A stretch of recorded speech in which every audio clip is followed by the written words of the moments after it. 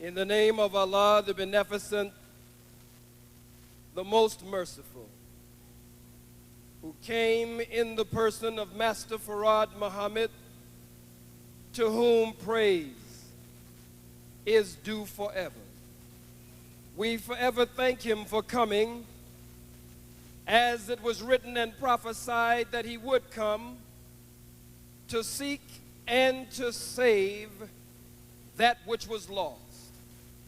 And we can find no other people fitting the description of the lost brother, the lost sister, or the lost sheep, except we, the 50 million or more, mentally and spiritually dead, black men and black women here in the hells of North America. We thank him for raising up his messenger and his Messiah, the most honorable Elijah Muhammad. But if I live to be 1,000, I will forever and eternally be grateful to the man who opened my eyes, the man who woke me up, the man who taught me what time it is and put me in tune with the divine rhythm of the liberation and salvation of the black nation. I speak of none other than my spiritual father, leader, and teacher, the Honorable Minister Louis Farrakhan. In their names, I greet you, my beloved and beautiful sisters and brothers and others, with the greeting words of peace. Assalamu alaikum. Hotep. On the move. Free the land. Black laws for all black people. What's up? Alafia and shalom.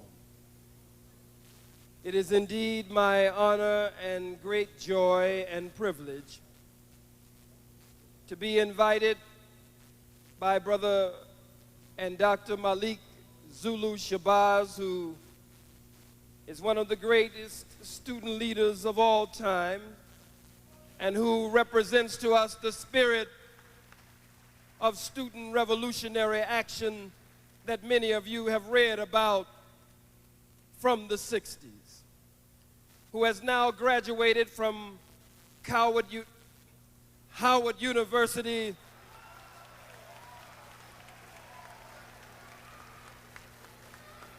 I almost said Howard University, but since I just almost said it, there's no need for me to say it. So you can't condemn me for what I didn't say.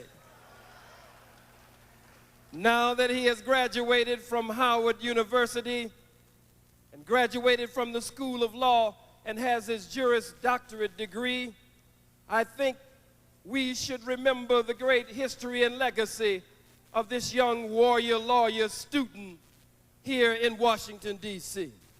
For whenever anyone is in trouble here in Washington, D.C., you could expect to see young Malik Zulu Shabazz rallying the youth and rallying the troops for them. You could see him at the side of the Honorable Minister Louis Farrakhan. You have seen him at the side of Mayor Marion Barry, even though Marion Barry, at a time when nobody wanted to touch him, it was Malik Zulu Shabazz with others of the common people and students in a youth movement who stood up for him. And then after he saw himself rising, he distanced himself from Brother Malik Zulu Shabazz. You see him at the side of Professor and really Dr. Steve Coakley, Dr. Leonard Jeffries, Dr. Tony Martin, Dr. Yusuf Ben Yakanan. You find him on the front lines. And so we are most honored. You see him with Brother Malik Farrakhan in the grassroots and don't smoke the brother. Ceasefire. You find him always on the front line. So I'm taking this time with all of you present to thank him for calling us together and having an African Black Holocaust and Nationhood Conference every year. Give him a strong black hand, Dr. Malik Zulu Shabazz, the warrior lawyer, in the spirit of Stokely Carmichael, Kwame Ture, in the spirit of H. Rap Brown, Imam Jamil El Amin, and the great revolutionary students, in the spirit of Imamu Amiri Baraka, in the spirit of Sonia Sanchez and others who came to us. I promise not to be too long, but I must be strong. I did not come to a Black African Holocaust nationhood conference to tiptoe through the tulips. I didn't come to pussyfoot. I didn't come to dilly-dally. I didn't come to beat around the bush.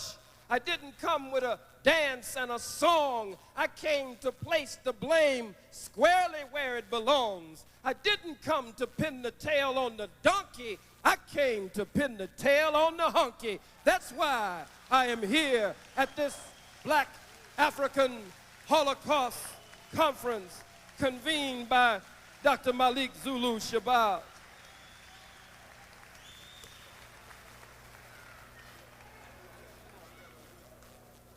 We want to try the white man today. We want to hold court on this devil today. Hold court on this cracker. And I'm here to tell you that there will be no rush to judgment. There will be no rush to judgment, and we will find this cracker guilty beyond any reasonable doubt, with moral certainty, with no recommendation for mercy. But in the meantime, with Brother Mumia's son right here on the podium with us, we want to keep this cracker on death row with no possibility for a stay of execution. And so I yield now for him to read the statement from his father from death row. Please receive him. Give him a strong black hand, the son of our brother. For we must call, let me say this, we must not only call, but we must stand tall to free all black political prisoners. We are not just going to call for it, but there must be a time and a generation that will rise up, that will not just march, will not just protest, but stand up millions strong and bum rush this cracker and take our political prisoners from this no good, low down, dirty white man. That's right, power to the people. I'm here to deliver a message to the people. And I would like to tell these people that you have to stand up to this corrupt system. You have to stop hiding and be a man, because this is the black power of togetherness, of revolution that been relived. So the people, you have to stand and stop this corrupt system from stealing our brothers, stealing our fathers, accusing our mothers, and raping our sisters. We have to be a people and stand there. We can't just talk about it, we gotta be about it. So how many people is gonna be about it? Free Mumia. We got to establish that. To free Mumia. We will not let the system to kill my father, Mumia Abu Jamal. Now people, I have come to read this statement, and it said a message to the Million Man March. And I hope that you deliver this message to the people that could not come here, whether they was lame, scared, crippled, or crazy. I want you to deliver it to them in plain standard English. It says, a message to the Million Man March from Mumia Abu Jamal. On the move, long live John Africa's revolution. Many of you will no doubt gasp and be alarmed when you hear that the writer of these words is on death row. But why be alarmed? Why be scared? In America, are we all not on death row? Think of Miles Green of Detroit, Brother Duffy of Miami, of men, women, and children, known and unknown, nameless to all except those who loved them. Eternal black victims of the great white executioners. Since 1619 to this very day, when did the relentless war on black life continues unabated? Think of the martyred ones, those 28 men who soldiered for the Black Panther Party, like Fred Hampton, Mark Clark, George Luther Jackson, and Jonathan Jackson. Think of the Move Marchers of May 13, 1985, bombed into oblivion by this very government. Were they not on death row? And that is our problem, isn't it? At this march, let us now use this massive strength to organize, to rebuild, to breathe new life into our people's movements, to free ourselves from our deadly daily reality. If we merely come together to beat our feet, shout our lungs out, and shake our fists at an empty sky, we have failed. All the universe pulsates with purpose. Will we be out of sync with the natural rhythms of the universe itself? What is our purpose? Let us organize our strength for our collective freedom. Let us organize our collective power to shout out, not in supplication, but in militant affirmation of our God-given worth. On the move, let us organize, for in unity there is strength. Use this opportunity to build strong, deep, and lasting organizational expression of our truest selves, ones which speak our truths unafraid to the world, ones that do righteous battle for our interests, one that support the simple yet profound principle that a truly free and independent people do what needs to be done to preserve their existence and protect their tomorrows, no matter what. Be militant, be committed. Let freedom become your faith. Let revolution become your religion. On the move. It is one of America's firmest goals to keep the grandsons of slaves helpless and virtually powerless. If you can't help yourselves, you can't help others. Power ain't a job, nor a title. It's the ability to make things happen, period. Let us organize our collective will. Let us build. Our grandmothers and grandfathers built this nation with the blood, sweat, and tears of their stolen toil. Let us build, organize, on the move. Long live John Africa and revolution. Peace.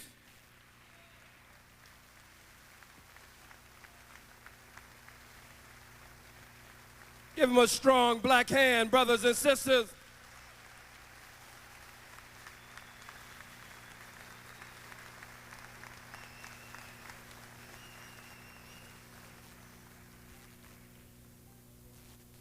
Brothers and sisters, we want to begin, ladies and gentlemen of the jury, we want to begin with the trail of bloody evidence. The trail of bloody evidence that leads from Africa all the way to the door of the Pope in the Vatican, all the way up to the signs, the telltale signs on the back gate and the front gate of 1600 Pennsylvania Avenue. We want to deal with the trail of bloody evidence and the overwhelming and compelling DNA evidence. This time it's no white Bronco chase. We're dealing with the slave ships, the good ship Jesus of Lubeck. No white Bronco chase, but the slave ships of the Grace of Mary, the Holy Mother, and other names that they gave them, the grace of God, names that the white man gave to his slave ships. We want to deal with the abuse and misuse of not only the black woman and the rape of our great-great-grandmother. I don't know which great it was. Hell, all of them were great.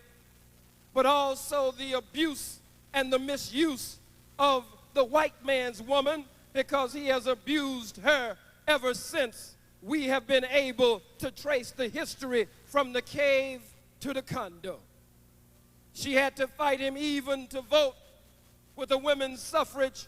She still works in the same positions today and does not receive equal pay. He uses her in all kinds of compromising sex commercial positions just to sell his cheap and no good merchandise. So the domestic abuse, the spousal abuse, the sexism, the racism, the Zionism, the imperialism, all of the signs and clues, all of the evidence is there before us. His history books, his textbooks, his schools, his colleges and universities have become a cesspool of contamination. A cesspool of contamination, and his history is exactly that, his story. It has been contaminated, compromised, and thereby corrupted. And having been contaminated, compromised, and thereby corrupted, we find that the defendant, the white man, AKA the cracker, the peckerwood, the devil, the beast, Satan, Lucifer, Beelzebub. The guy goes by many names. His aliases are all over the globe. We will not present to you here today a mountain, a mere mountain of evidence. We have a world of evidence, an entire universe of evidence against the white man. He is the coldest, most vicious one that has ever lived 196,940,000 square miles of the planet Earth. The Japanese people will be a witness against him, and they will not be weak witnesses, for he has dropped the atomic bomb on Nagasaki and Hiroshima, and they still suffer from it to this very day. The red man and the red woman, called Indian by him, on his way to India, gets lost, ends up in the wrong place, calls the people Indian anyway. I think his name was Christopher, reminding me of a Negro in the O.J. Simpson case named Christopher Darden, another man who apparently is lost.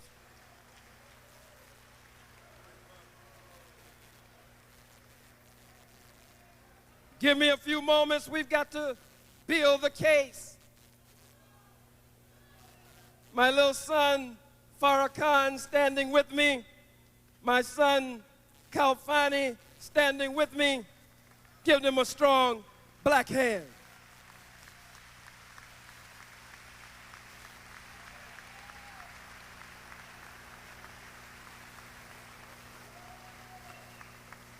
I see Brother Steve Coakley, I believe, with his son at his side. Give them a strong black hand. Brother Sundiata is on the stage with us.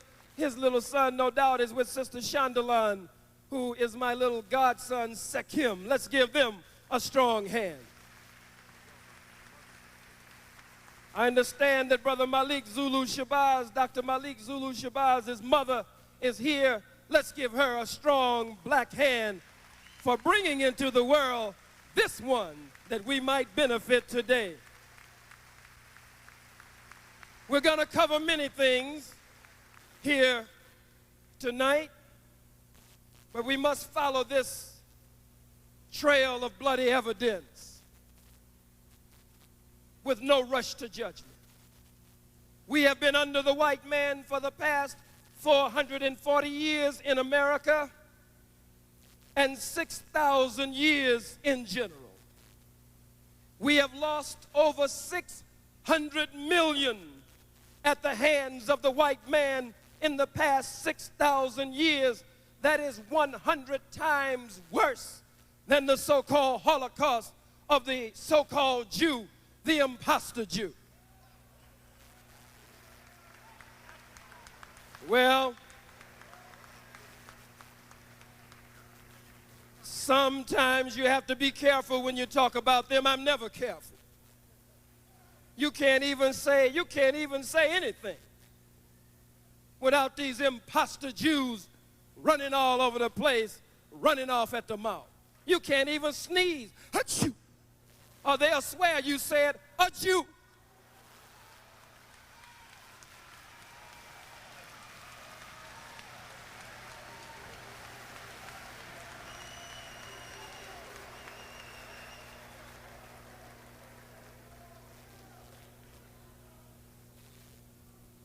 The Most Honorable Elijah Muhammad teaches us that separation is the only solution.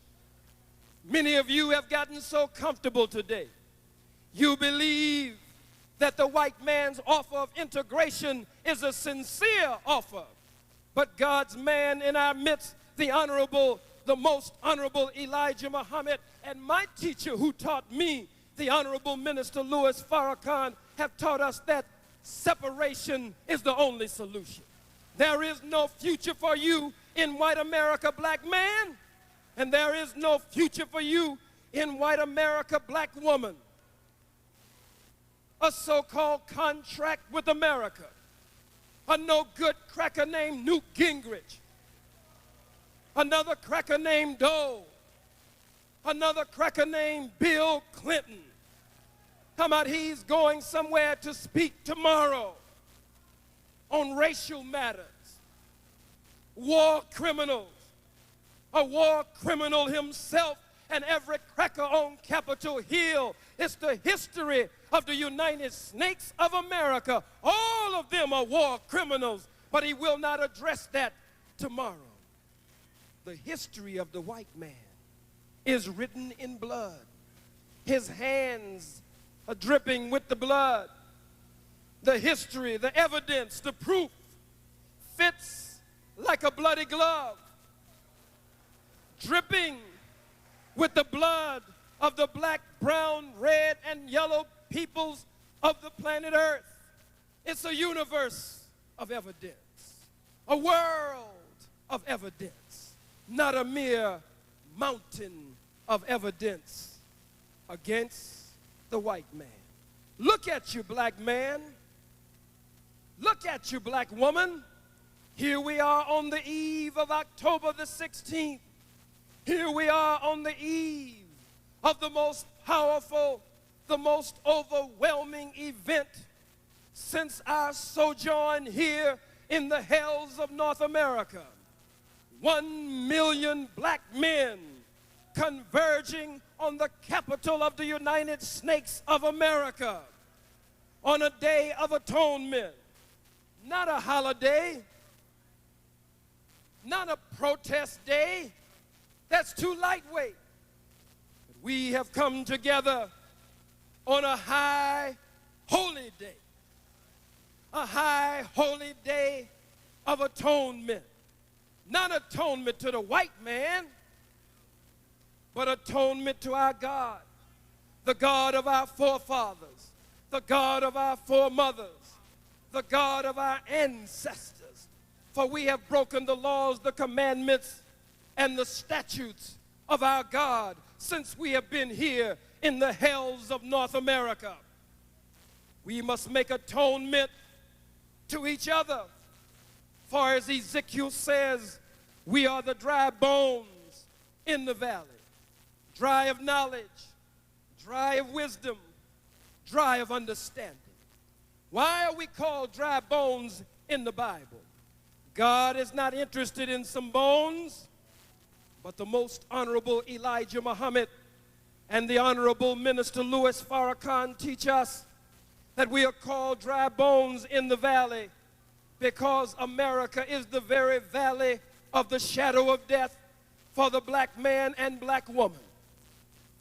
And we, like bones, have been disunited. We, like bones, have been scattered and separated, dry of knowledge, dry of wisdom, dry of understanding, in a valley, again, called the valley of the shadow of death.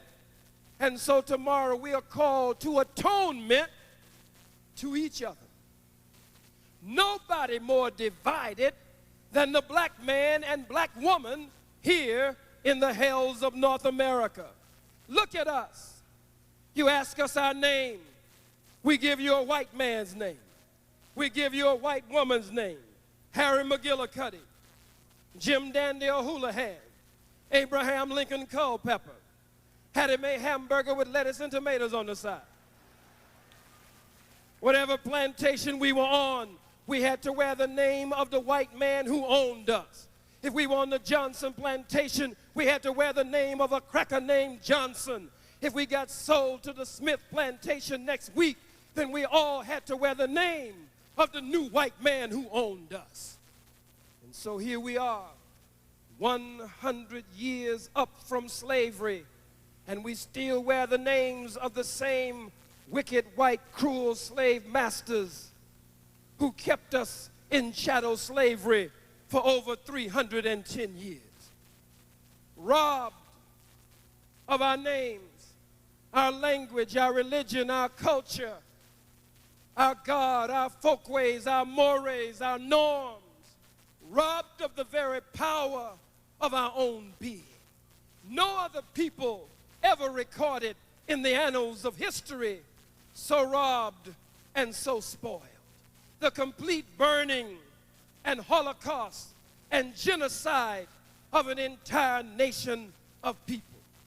And the nerve of these devils to become angry with our brother attorney Johnny Cochran, angry with him because Mark Furman, who is actually representative of the white brute beast police all across America, the nerve of them to get angry with him because he said Mark Furman, he paralleled Mark Furman with Adolf Hitler. Look at it, so-called Jew. Look at it, imposter Jew. Somebody must call you what you are.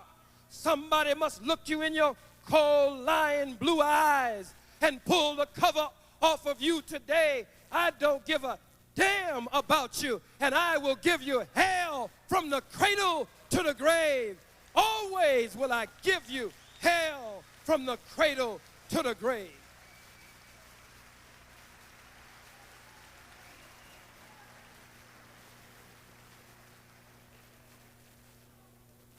Attacking Brother Johnny Cochran. Johnny Cochran is using and playing the race card. Why would he mention Adolf Hitler? Mark Furman said the only good nigger is a dead nigger. He went on to say how he would like to bomb or burn all niggers. Is that not what Holocaust means? Have you so quickly forgotten Osage Avenue in Philadelphia, Pennsylvania, and John Africa and the Move family, where they murdered men, women, children, and babies, and dropped a bomb on an entire black community? Mark Furman, again, is a sign of the rabid racist, white supremacist mentality and mind that permeates the atmosphere all over America and indeed all over the globe. We all rejoiced when O.J. was acquitted, but tomorrow, October 16th, when 1 million black men will convene under the leadership of the Honorable Minister Louis Farrakhan here in Washington, D.C., we ask you, Brother O.J., Brother Orenthal James, will you be here? Because it was black women, black mothers who let him go home. It was black women who prevailed on the jury to let him go home, even though they knew he was going home to a white woman. Black women stood up to free O.J. Simpson. You know it's true. You know it's true.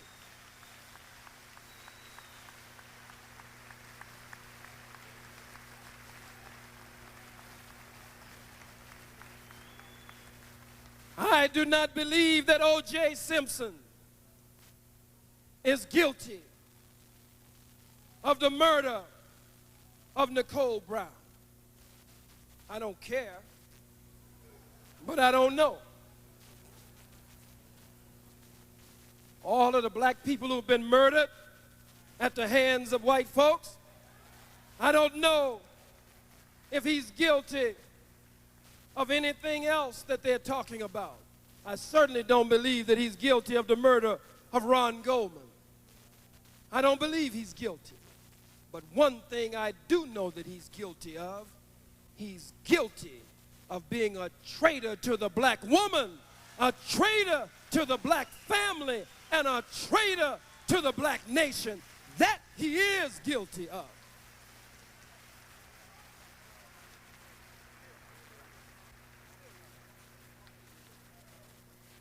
Get out of that situation. It looks like a white woman would have taught you a lesson. But you get out of that situation, Brother OJ, and you don't come home to your black woman. You come home to another stringy-haired, blonde-haired, blue-eyed, pale-skinned, buttermilk complexion, straight up but straight down, Miss 6 o'clock, ironing board backside, no frills, no thrills, white girl, no good, Orenthal James Simpson. Come on home, OJ. Come on home, OJ. Come back home to your black woman, back home to the black family, back home to the black nation. Let me deal with some of these issues.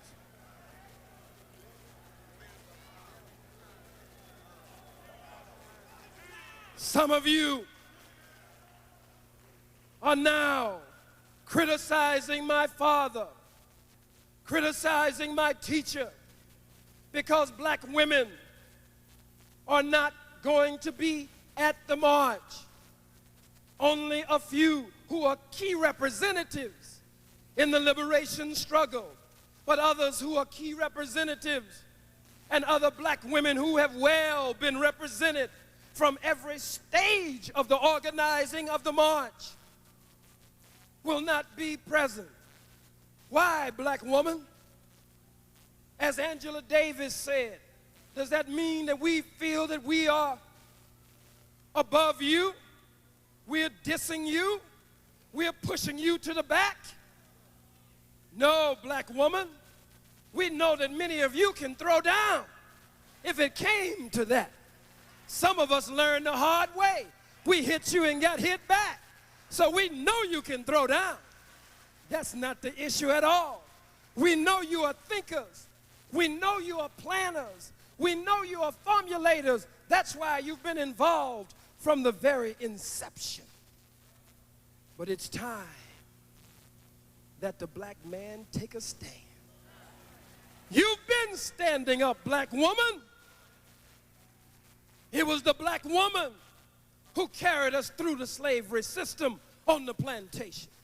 In many instances, you had to do things beneath your dignity just to keep your father, your man, your brother from being sold from plantation to plantation, from auction block to auction block, from city to city. You had to do things beneath your dignity, black woman. You carried us during the slavery system on the plantation. You are the backbone of the civil rights movement. And no pastor will deny.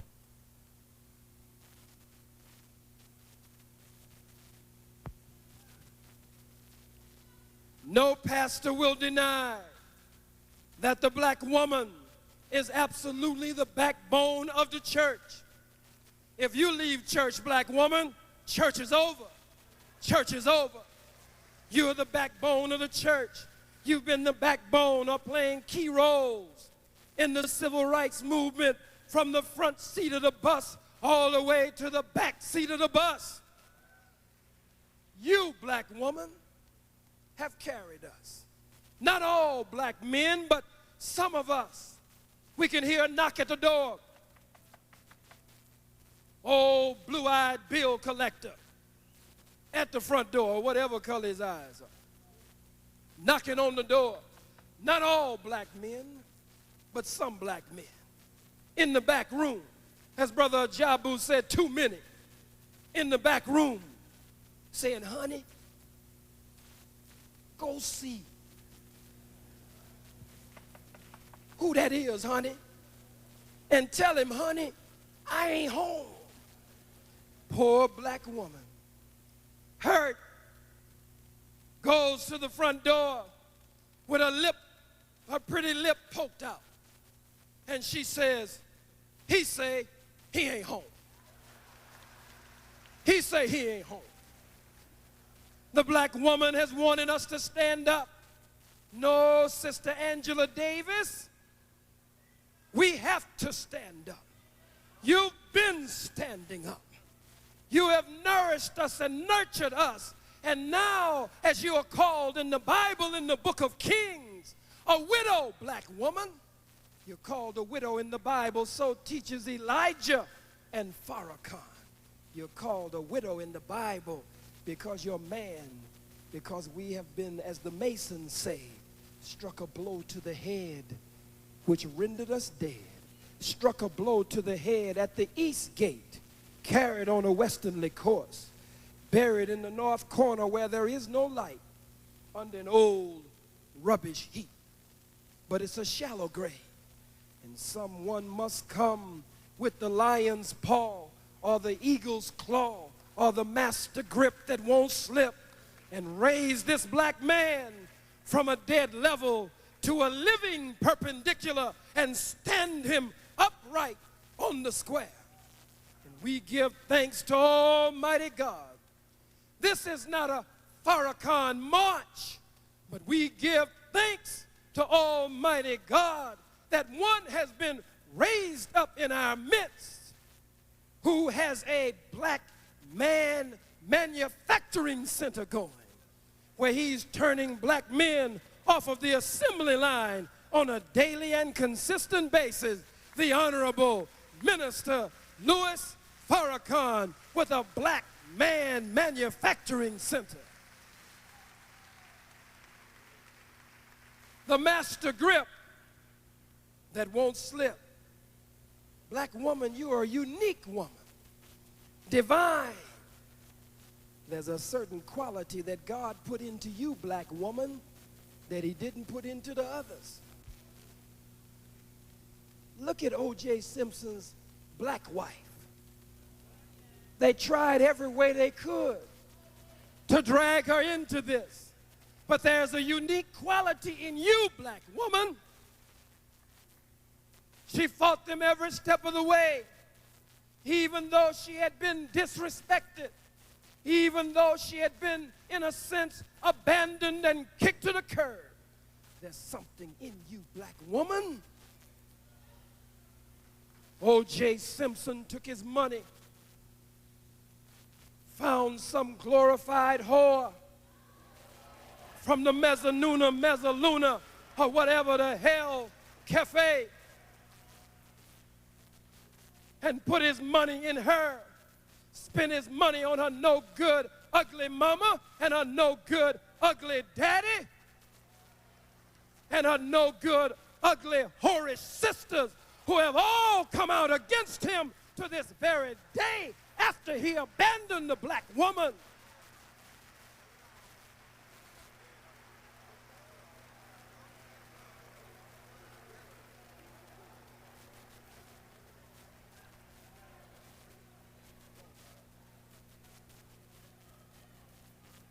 Spent all of his money on the white woman. But the black woman still wouldn't turn on him. The black women in the jury box still wouldn't turn on him. We need your backing, black woman. We need your support. When we go tomorrow, we want to come back to you new men. We want to come back to you, yes, some responsible now, but more committed, more dedicated, more responsible than we've ever been before. A day of atonement to you, black woman, to the black family, to our black children, and again to each other, because we have been the dry bones in the valley. Look at us. Honorable Elijah Muhammad, Honorable Minister Louis Farrakhan, Nation of Islam. Honorable Silas Muhammad, Nation of Islam. Shia, Sunni, Ahmadiyya, Supreme Minister John Muhammad, Nation of Islam. Look at us. Solomon, the prepared one, as he is called, Nation of Islam. Here comes another kind of Muslim, the other kind of Muslim. Here comes a Muslim who's not any of that. He's just a Muslim, or she's just a Muslim. Church of God in Christ. Church of God out of Christ. Church of God over Christ. Church of God under Christ. Church of God around Christ. Church of God through Christ. Church of God, no Christ. Church of Christ, no God. Church, no God, no Christ, just having church. Ain't got no God, ain't got no Christ. Some of us, I'm not speaking of all, I'm speaking of our disunity. Look at it. I'm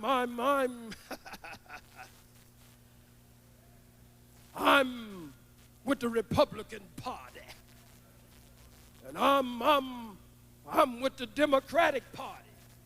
Fool, you're not even invited to the party. And it really ain't even that kind of party. I'm a white-collar worker. I'm a blue-collar worker. And here come a fool with no shirt on. I'm a Mason. I'm an elk. I'm a moose. I'm an Eastern Star. I'm a Shriner. All of these have good. All of these have positive. I'm Omega. I'm Sigma. I'm Kappa. I'm Alpha. I'm Delta. I'm Sigma Gamma Rho. I'm Z Phi B, honey, see me. AKA, as long as we live by the cardinal principles of the founding mothers and fathers, there is good in all. I'm just saying that we must pull the black family, pull the black nation together, and we must not let it degenerate into tribalism. That's all I'm saying. Pull the family together. Draw from the good of the Christian church, of the Muslim nation, the Muslim mosque, from the black Hebrew synagogue, from the cathedral, the black Catholic. Pull it all together. Because the whipping winds are blowing in America. We mentioned earlier the so-called contract on America. These are some of the whipping winds to blow on the dry bones. Cutting off the welfare. Cutting back the food stamps. Cutting off that constipating government cheese that they used to give out so freely. Procurement, entitlement, affirmative action, which was always just a Band-Aid. That's not real, and it's not a positive and the most positive step toward freedom and independence. We need reparations. We need some of this land, some of this good earth that we can call our own. And we are not just talking about some money from white folks, some paper with some dead Peckerwood president's pictures on the money.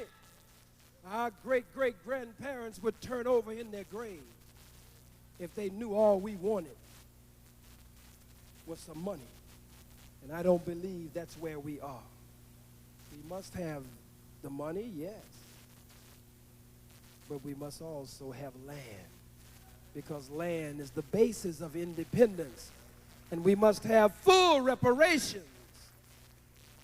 I want to cover these few more points with you as I near my conclusion, but I have some key points that I must cover as we look at this trail of bloody evidence that will lead to the front gate and the back gate of 1600 Pennsylvania Avenue.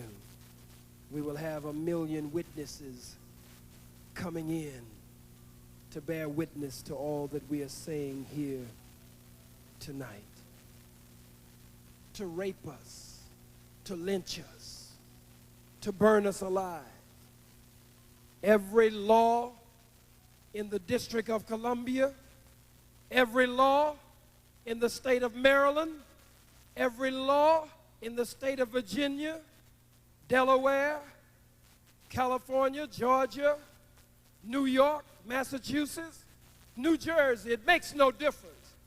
Every law in the penal code system, federal and state of the white man had to break those laws in order to establish this nation.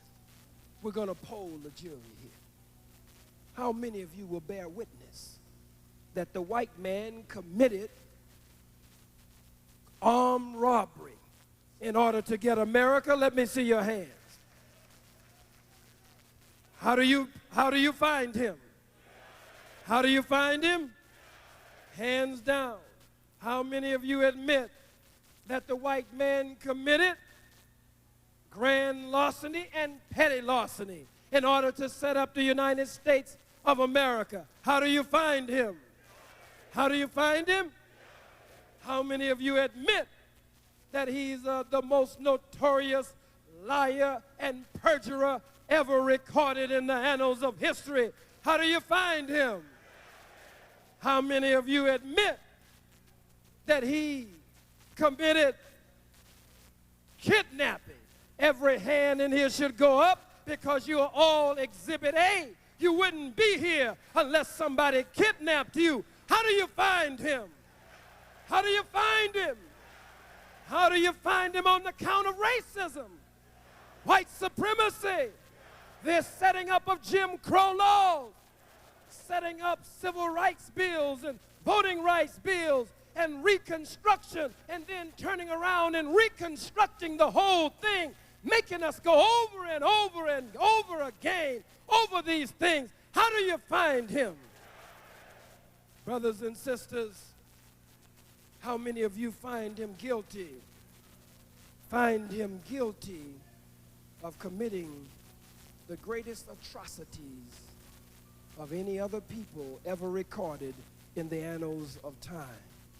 How many of you find him guilty of starting World War I, World War II, working on World War III? How do you find him? How many of you find him the most violent one that has ever been on the face of the earth? How do you find him? There's no one more violent than the white man. An international gangster. America is a criminal enterprise. How do you find this criminal enterprise, America, guilty or not guilty? It's a criminal enterprise. It's guilt. We find them guilty with no recommendation for mercy. The Most Honorable Elijah Muhammad, in his book, Message to the Black Man, and in the Muhammad Speaks newspaper and the Final Call newspaper, under What the Muslims Believe, he says that we believe that the offer of integration is hypocritical and is made by those who are trying to deceive the black peoples into believing that their 400-year-old open enemies are all of a sudden their friends. He says further, we believe that this is the time in history for the separation of the so-called Negroes and the so-called white Americans. We believe that the black man should be freed in name as well as in fact. By this we mean that he should be freed from the names imposed upon him by his former slave masters. Separation, freedom and independence, a nation of our own. The call is for a spiritual, cultural black power, a spiritual, cultural black liberation movement that moves toward black nationalism. I have never voted in my life. Who would I vote for? Who are the candidates? Satan, the devil, Lucifer, and Beelzebub. And either one of these crackers you vote for, you are still going to end up catching hell. It makes no difference. Brother Colin Powell has written his book, My American Journey. I don't know about Brother Colin Powell's American journey, but our American journey has not been a dream. It's been a nightmare.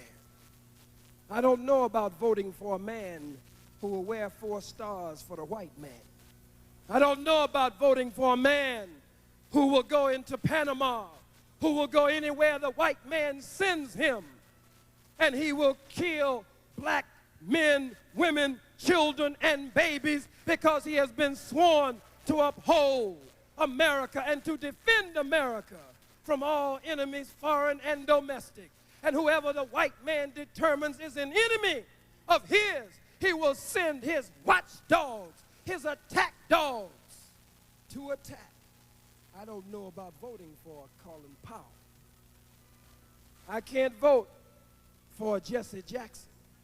But both Colin Powell and Jesse Jackson, we believe that since this is October 15th, at 12:01 tonight, we are declaring this as our high holy day of atonement.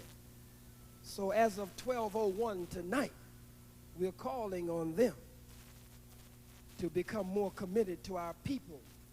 So they all deserve a chance. Reverend Ben Chavis deserves a chance.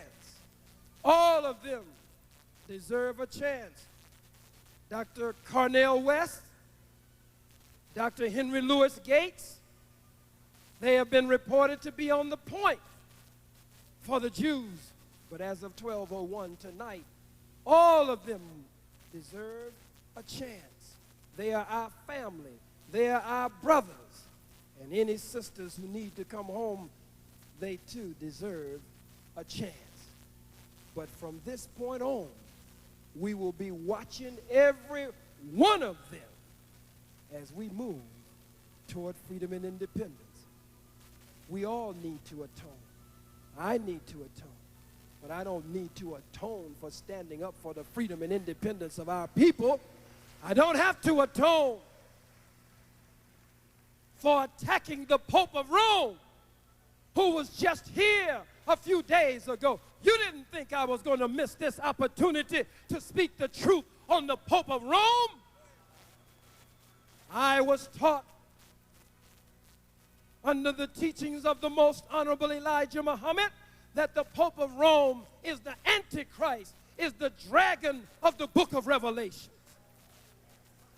It makes me sick to my stomach to see black people in Africa run over each other, trample each other, literally murder each other just to kiss this cracker's ring. Who in the hell is the Pope of Rome but an imposter? He's an idol. He is a false icon that must be torn down, and he must be exposed today. I cannot leave him alone.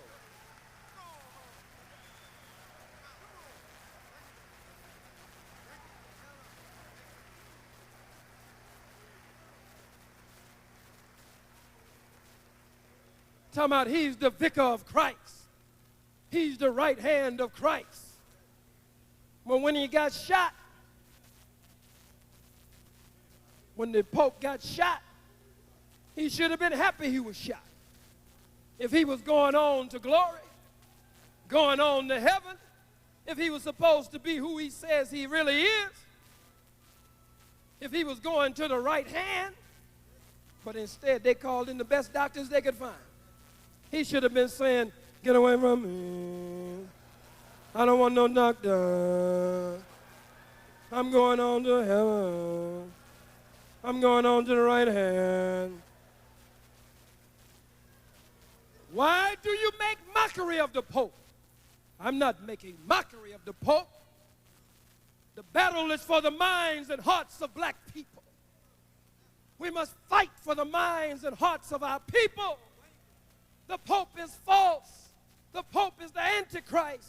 The Pope is an imposter, and I cannot let you take some cracker in your head and believe that he can intercede for you with God. You are the chosen people of God, and you don't need no damn cracker to intercede for you, black man, and you, black woman.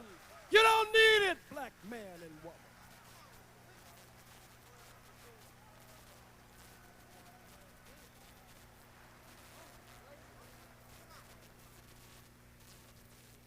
Look at this imposter. Brother Sundiata is up here. I know that Professor or Doctor, that's what he is. Ashra Kwesi is here. Give him a black hand. The Pope, which is supposed to mean Papa, the Father. But the Bible says that in the spiritual realm, in the religious realm, that no man is supposed to be called Father in the religious order and the religious realm of God. You go against the very book itself while you pretend to uphold the book. Look at the so-called Pope when he wears the high crown,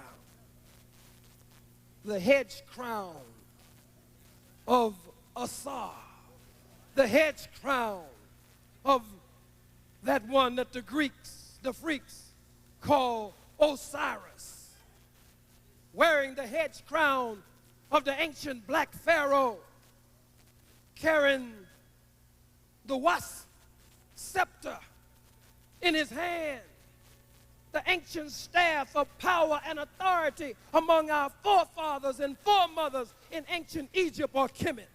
Study Dr. Yusuf bin Yaqanan. Study Professor Tony Browder. Study Dr. John Henry Clark, Dr. Maulana Karenga. Study Dr. Sekhmet Nana Okosewa. Thank you, Faraka. Okosewa Sekhmet. Study the greats among us, Dr. Sheikh Anta Diop, Dr. George G.M. James. Study Dr. Malefi Asante.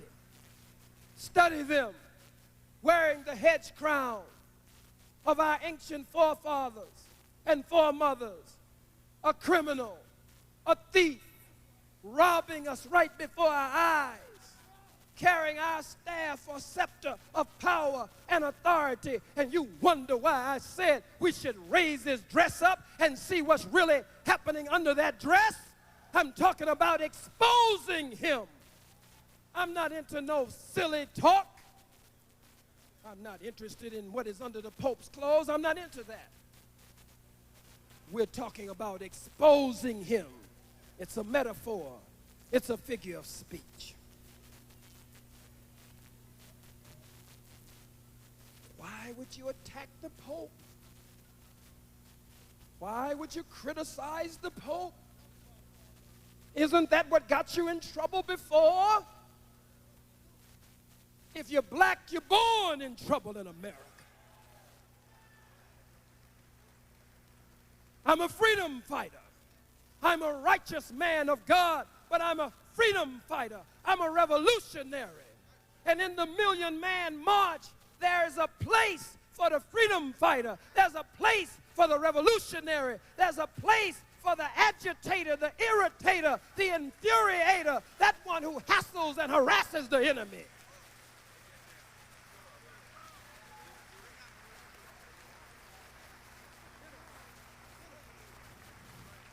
I don't care if I'm the 1,000,000th black man. If I'm the last one, there must be a place for the agitator. That one who agitates. I don't care how good your washing machine is. I don't care what color it is. I don't care how much you paid for it. It's not the rent cycle.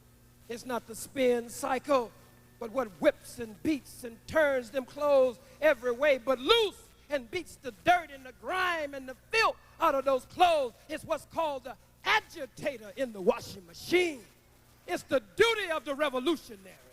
It's the duty of the freedom fighter to hassle the enemy, to harass the enemy, to infuriate the enemy and irritate and agitate the enemy, to make the enemy make mistakes that they ordinarily would not make, to miscalculate, to be uncompromising, drive the enemy to the negotiating table with our divine diplomats and our divine negotiators.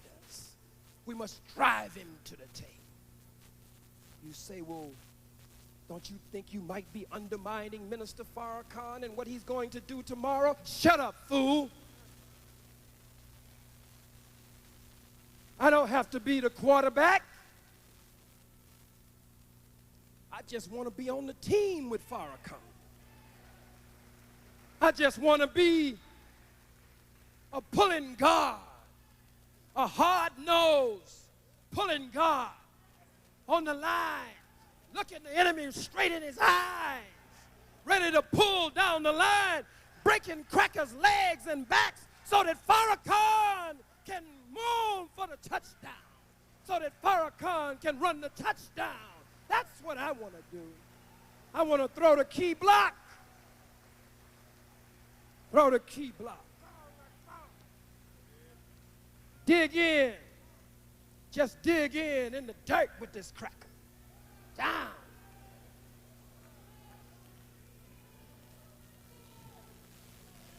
Breaking crackers' legs and breaking crackers' necks, breaking crackers' backs, so Farrakhan can make it to the goal line and run the touchdown.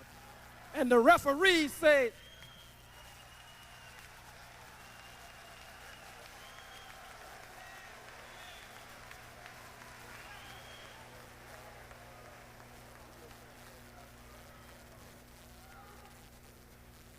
why don't you tone down, Khalid?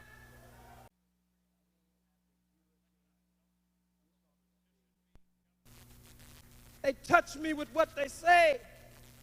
I can't tone down. I tried to tone down. God didn't make me to tone down. I can't tone down. I can't bow down. I can't sit down.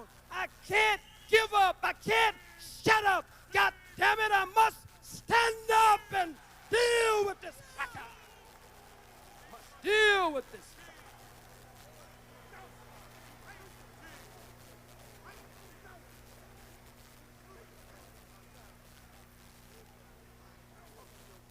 I just want to be Farrakhan's flamethrower. I want to be Farrakhan's flamethrower that will burn up everything that gets in his path. And I say to every cracker under the sound of my voice that we don't believe that anything will happen here tomorrow. We believe that God is with us. We believe that he will be our buckler and our shield, that he will go out with us and he will come in with us and he will put his light above us, beneath us, and all around us. So, black woman, you don't have to worry. We've come to Washington. We've put on the whole armor of God. We don't believe anything would happen. But we say, leave Farrakhan alone tomorrow. If you touch Farrakhan, we will kill everything white that ain't right that's in sight. We will kill everything. Leave Farrakhan alone. Don't touch it.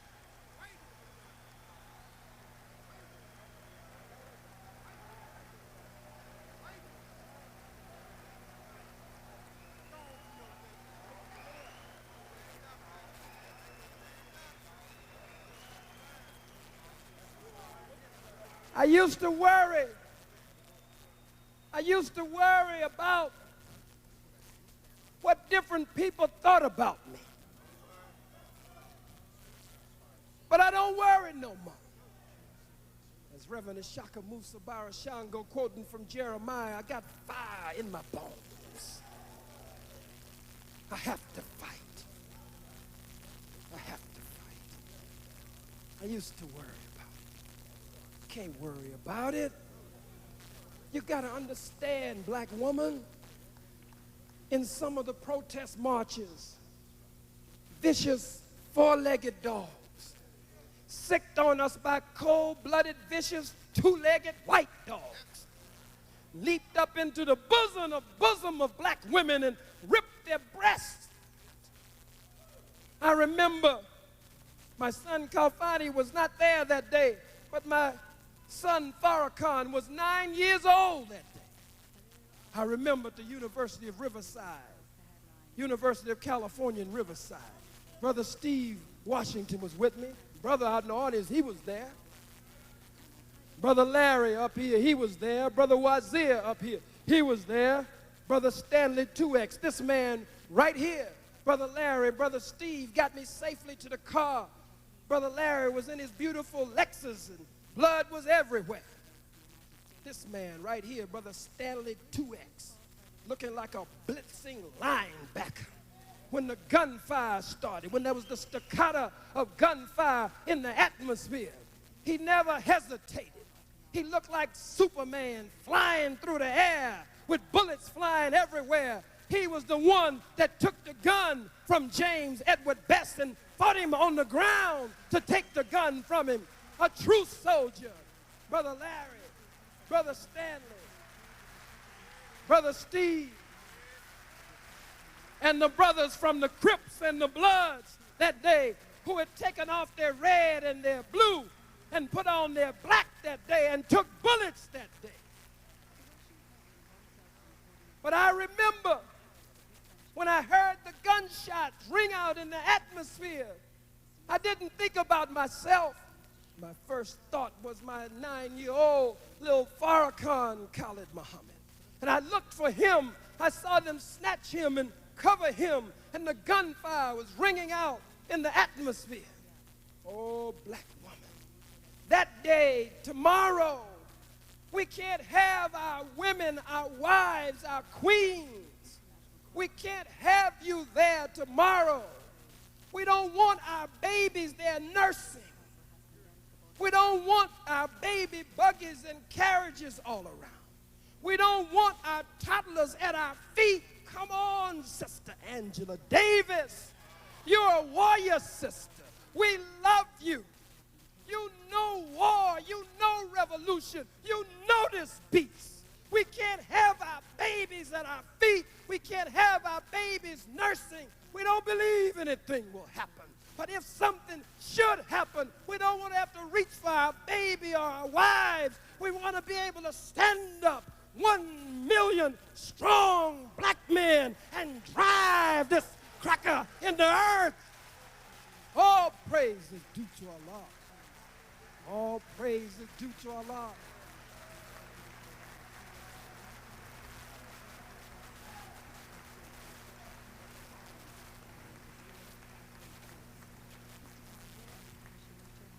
I've got to say this since so many are listening.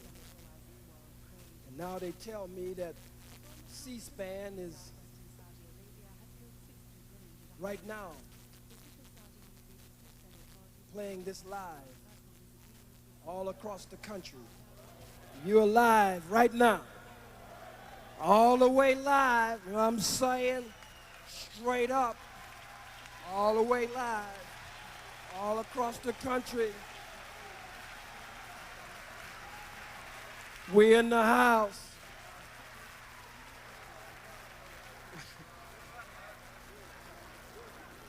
So you can just go ballistic now.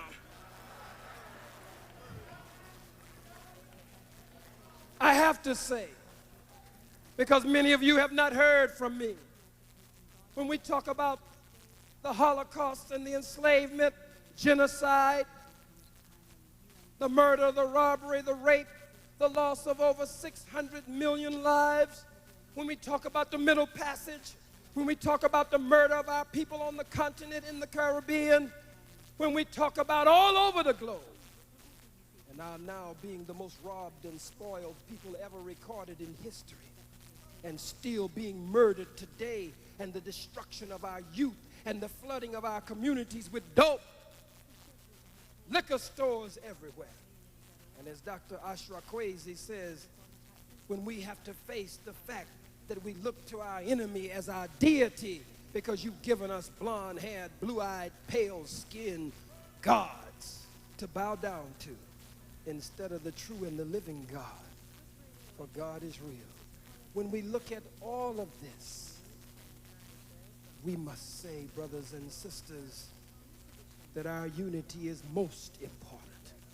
Every October 16th, a day of atonement, a day of atonement, high holy day, every year. Brother, where's that t-shirt, brother? Hold it up for us.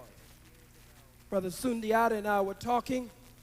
This is a powerful t-shirt here, showing the Kemetic, or the ancient Egyptian god, or Neter, we should say. The Neter Hey, which represents 1 million. The Neter Hey, representing 1 million, with the palm branch of eternity on his head. Coming up, here we find that they're coming up out of Nun, the primordial waters of chaos. What is that a sign of? It's a sign that October 16th, the Million-Man March, the Day of Atonement, that we are coming up out of the waters of chaos and confusion, slavery, suffering, and death in white America. And here we have what they call the Washington Monument, which represents the male reproductive organ, the male regenerative organ of Osiris. We know that George Washington never had an erection like this. We know better than this. Why did you say it? Because we must tear down this kind of symbolism in our minds and in our hearts. The symbol of resurrection is the Washington Monument. Can I take a few more minutes and just touch on it and show you how it ties in with the Honorable Minister Louis Farrakhan, with the black pastors, black clergy, black men of the cloth, and black women, millions of them backing us up, planning, formulating every ideology, every philosophy, every organization, every doctrine. Can I take just a moment? When we study the Medu Neter, when we study ancient Egypt or ancient Kemet, first of all, the first 3 letters of atone are what? A-T-O-N, Aton. Then we go to Akhenaten, who turned up the flame of monotheism, the belief in the one God. He didn't start it, he didn't author it, he turned up the flame. But now another one comes to turn up the flame in 1995, on October 16th, to move us toward the atonement and move us toward oneness with each other and the one God, the Honorable Minister Louis Farrakhan. But let's take a look at the history very quickly. When we look at it, we will find that Osiris, as they call him, or Asar, was set upon, was attacked. His body was cut up into 14 different pieces. He was set upon by 42 conspirators, led by Set, which means Satan in another sense. Is where the white man, I should say, gets Satan from. Cut him up into 42 different parts. Who is Asar? Asar is you. Asar is me, black man. We have been divided. We have been separated. We have been dismembered. We have been cut up into many different pieces. And you, black woman, ISIS, you, black woman, are set, have set out in relentless pursuit, Some of you have come all the way from California. Some have come across the Canadian border. You have come from far and near. Some of you are now looking and listening on your television screen because you want to make your black man whole again. You want to put him back together. You want to find the dismembered pieces and put him back together. So Osset, ISIS, found all of the parts of her man except one part, the regenerative and the reproductive organ. But of course, Osset was so familiar with that part until it didn't present too much of a problem for her to be able to form and fashion that which would serve for the future. And so now the white man in the Vatican in Rome, part of our Holocaust, part of them taking the history, contaminating it, compromising it, thereby corrupting it, setting up their libraries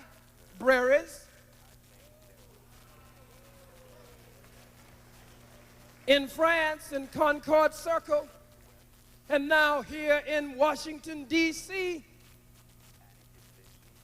the devil has taken the symbol, which is a symbol of our resurrection out of chaos. And it's interesting that it will be in the skyline tomorrow, a symbol of our resurrection, a symbol of us.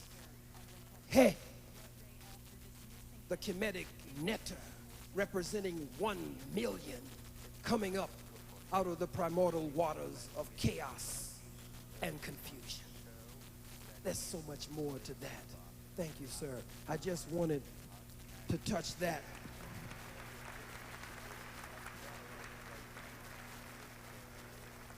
Black woman, we have asked, and black men, that tomorrow be a day of prayer also.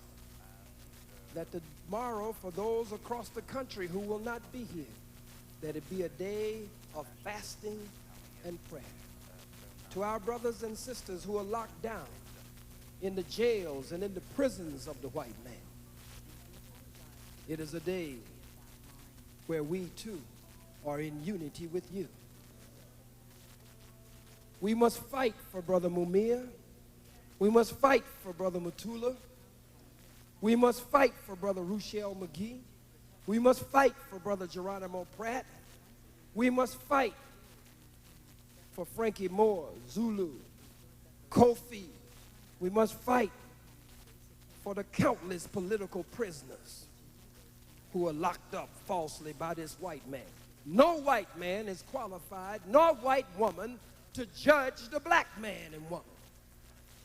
Your criminal justice system is just that, a criminal justice system. It was set up by criminals, and it is run by criminals today. Judge Ito is a criminal, but he's really a victim. He's an exotic Japanese Tom. I've never seen a Japanese Uncle Tom before. This is an exotic Tom, married to a white woman. Now, we're used to every now and then a black Tom coming up.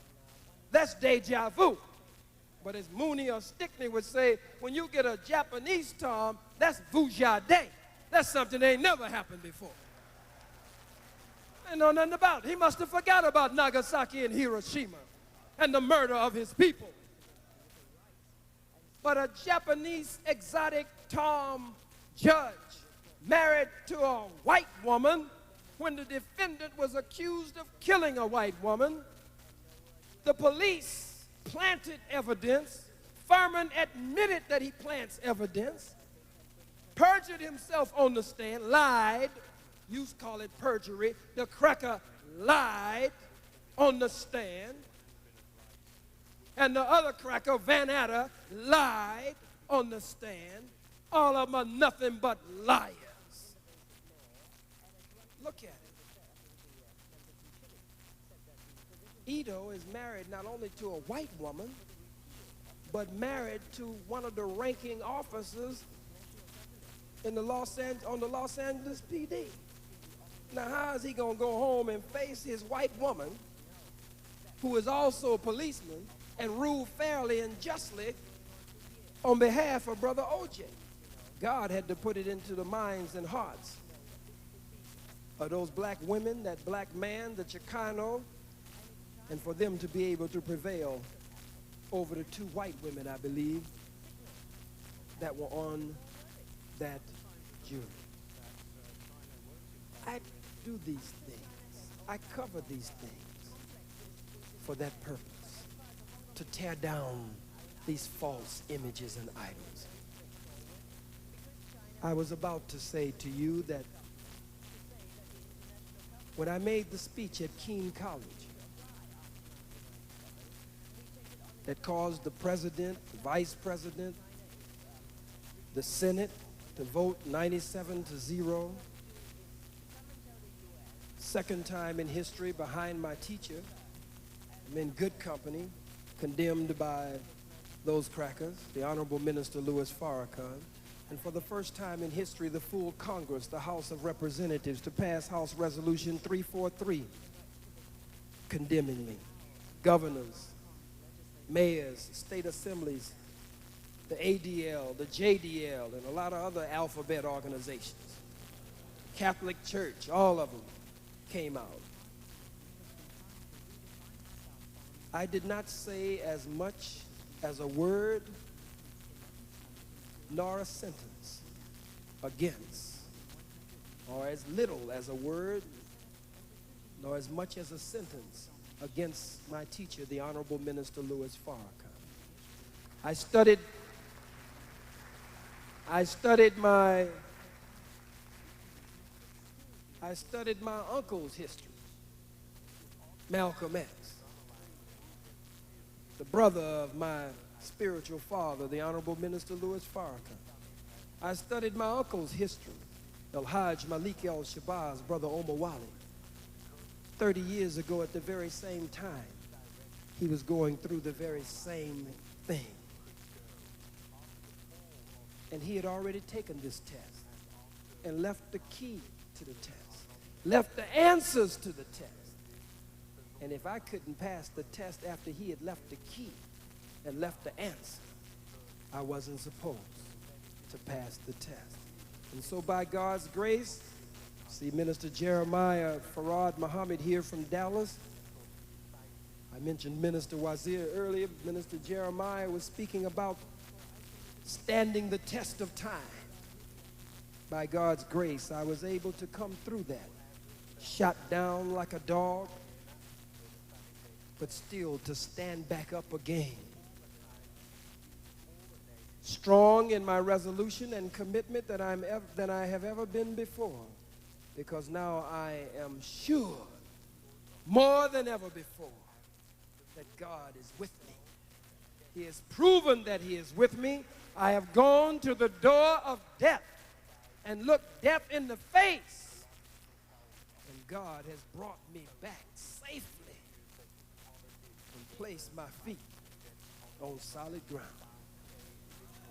So I just trust and lean on him and thank him for sparing my life that I could stand another day at the side of the Honorable Minister Louis Farrakhan.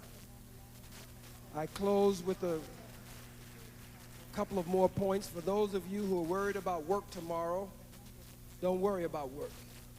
If the white man's constitution is any kind of way worth the paper that it's written on, this is the time for us to test it one way or the other, Attorney Maddox. This is the time for us to test it. He claims freedom of religion. This is a religious day. This is a spiritual day. This is a high, holy day. If the so-called Jews can have their Yom Kippur, Yom meaning the day of, and Kippur meaning forgiveness. If they can have their day of atonement and forgiveness, we don't have to beg the white man. We take this day and declare this day as our high holy day. Don't worry about your jobs. We'll fight him every day if we have to, and test his so-called Constitution and his Bill of Wrongs, Bill of Rights. Plus, you got sick days. Call in tonight if you got the home number, or call the supervisor or the manager. Call in and tell them, tomorrow I will be sick. I feel the symptoms coming down already. I know that tomorrow, October 16th, I'm going to be sick, so I will not be in to work tomorrow.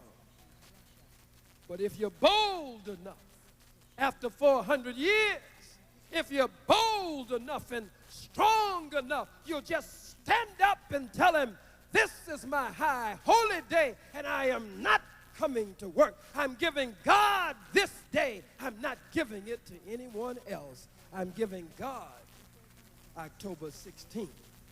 It's our high holy day. So brothers and sisters, for these past 2 days, we have been here at this Black African Holocaust Nationhood Conference. You had Dr. Jeffries, you've had Dr. Martin, you've had Professor Steve Coakley and others. Some of you have missed all of that, and we don't want to stay out late tonight. We want to get ready and be prepared for tomorrow. We have Brother Donald Brown up here. The Ku Klux Klan burned his home down in Boston, Massachusetts. Brother Donald right here. And we want to organize something up in that part of the country and begin to go to South Boston. South Boston. We know about South Boston. To help our brother out there in that area. So brothers and sisters, I say to you, as the scripture says, there's a lion asleep in Judah. Who will awaken him? Hold your positions. Hold your positions. There's a lion asleep in Judah. The scripture says, who will awaken him? He's a lion, but the lion is asleep. You cannot rule asleep, black man. A lion asleep in Judah. The Bible says that the people who have walked in darkness have seen a great light. Arise and shine, for thy light is come. Another scripture says, awake, arise, ye men of Zion, shake thyself from the dust. This is your hour, black man. This is your hour, black woman. We shall overcome, yes, we shall overcome, because we will be joint heirs with him, the scripture says, and we shall overcome. But not only shall we overcome, we shall overrun. You'd better listen to the Honorable Minister Louis Farrakhan. You'd better listen, white man, to every one of our religious leaders and various leaders tomorrow, because there's a generation coming up in America today that if you don't listen to our divine leaders who God has anointed and appointed for this hour, there's a generation that's coming up that when we return to Washington, D.C., it won't be 1 million of us, but there'll be millions of black men and women with their God and with their guns returning to Washington, D.C. one day by the power of Almighty God. Listen to Farrakhan. Listen to the organizers of this march. Sit down at the negotiating table that you might have a stay of execution, white man. But we believe that God will harden your heart and you will not be granted that stay of execution. Lift every voice and sing. Lift every voice and sing till earth and heaven ring. Lift every voice and sing. But at the same time, brothers and sisters, you better lift every fist and swing too. Thank you for listening, and may Allah bless you. Hold your positions. May Allah bless you. Assalamu alaikum.